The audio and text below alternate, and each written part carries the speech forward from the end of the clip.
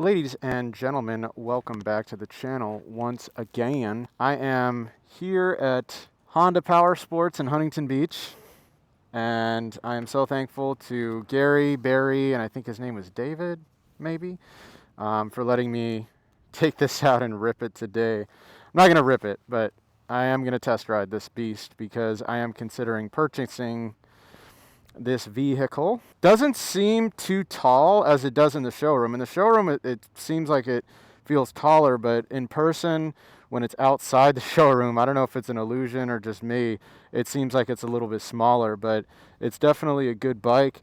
It's got spoked wheels. It has, a pretty large caliper for the brakes.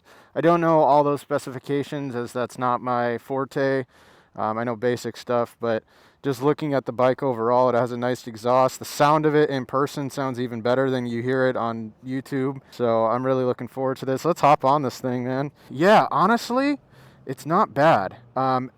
Obviously, the balls on my feet and the kickstands, it's a little weird to have a kickstand like that. Kickstand's a little bit forward, but overall,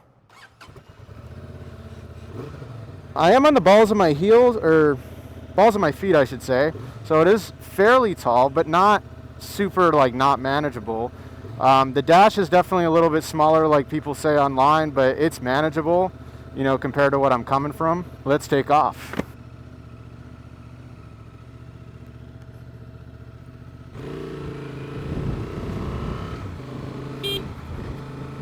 Yeah, the horn and shit, you definitely got to get used to, but it's not bad. It's not bad. I definitely don't like where the blinkers are, but it's not terrible. It's really not that bad. It definitely has power, man. Definitely has power. You can sense it. But the ergonomics, overall, this thing has some pick up, man. It's nice. Rev matching is nice. And it's definitely comfortable. You definitely feel more high up. Definitely have to get used to the blinkers. It's smooth though. It's definitely smooth. Again, I don't like how the kickstand is. It seems like it's a little far forward, but overall, it's not bad, man. You definitely have to get used to the shifting of the gears. Gearbox is nice, but it's a faster bike. You can definitely feel the pickup on it. The brakes are really responsive though. I mean, obviously you got these YouTubers who say, oh, the brakes, they're kind of mushy. They kind of feel like this way or that way. Honestly, for me, yeah, the shifter definitely gets stuck a little bit. You can kind of tell. It's not as smooth shifting, I would say, as the V-Strom. I felt like it wasn't really too difficult to shift the gears. This one, it's going to take some time. But it's comfy. It's comfy. Honestly, it's upright. I like the position of it. It feels very sporty. We'll probably end up U-turning right over here, and because we don't want to go too far. But I'm in fifth gear right now, and it's peppy, man. It's definitely peppy. It's definitely a bike you have to get used to with the controls. Yeah, we'll turn right down over here. It's nice though, dude. It's not bad.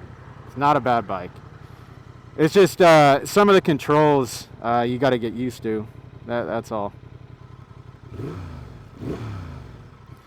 It's very agile. It's very, very light. So it's not going to be a bike that is hard to pick up if you drop it off road. I personally think this is like a low-key bigger version of the CRF 300L or the Rally, or I don't know what have you. It's nice. It's nice. It's not bad. You definitely just have to get used to that the blinker lights, because I'm so used to it being up here. Classic Honda has it down there. Usually it's up here and the horn's down there. They always have it swapped out. Wind protection, the guy that I'm potentially going to buy this used one from, he has a higher wind protector already on it, so I'm not really too concerned.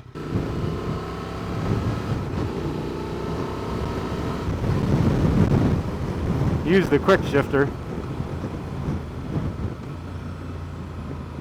It's pretty. It's a very peppy bike for sure, and it's light. The handlebars are definitely way lighter than the ones that are on the V-Strom. The V-Strom, they're definitely a little bit farther out.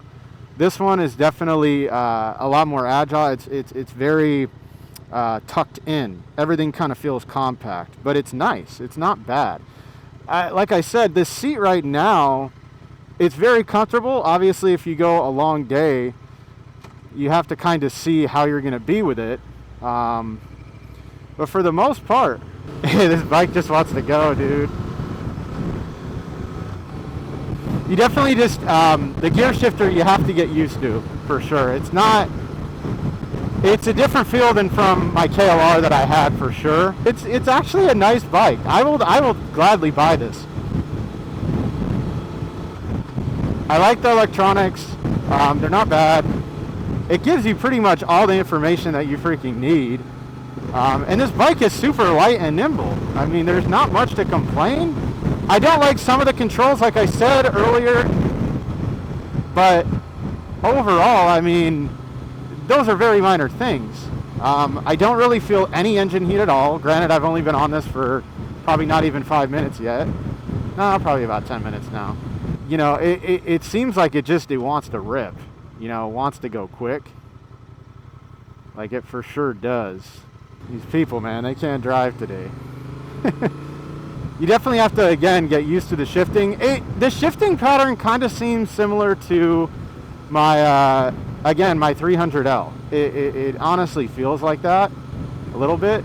Yeah, you could definitely get a lower seat with this, for sure. Got to get used to the shifting, though, on this, if I'm going to buy this bike, because it wants to shift fairly quickly. Let's try to get over real quick.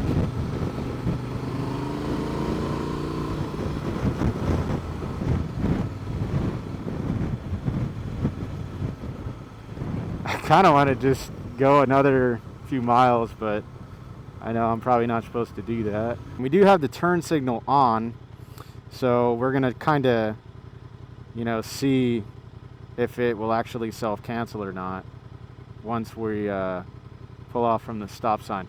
The handlebars and the way the ergonomics are, as far as, you know, where your hands are sitting, they are a little far forward, but it's very upright. Like, it's not like uncomfortable, I wouldn't say. You know, it's very, very stable for the price and everything that it kind of comes with. So I would say, you know, I would approve for this bike. Other bikes that are better, yeah. But overall, I mean, it's like a mini dirt bike, I feel like. It's got that grunt, that power, that engine just sounds amazing.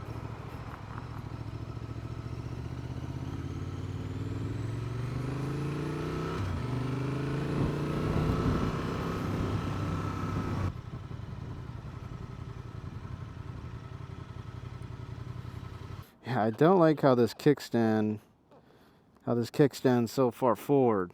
I'm not a fan of that. This bike is dope. It's a dope bike, man. It's got all the bells and whistles you probably could ever need. It's a parallel twin, boxer engine, kind of. All right, well, this is going to conclude our video on the Transalp. Is it worth the buy? I would approve and say yes, and I think I probably will end up buying this bike at some point. Anyway, thanks for tuning in, ladies and gentlemen, and I will catch you guys in the next video. Peace.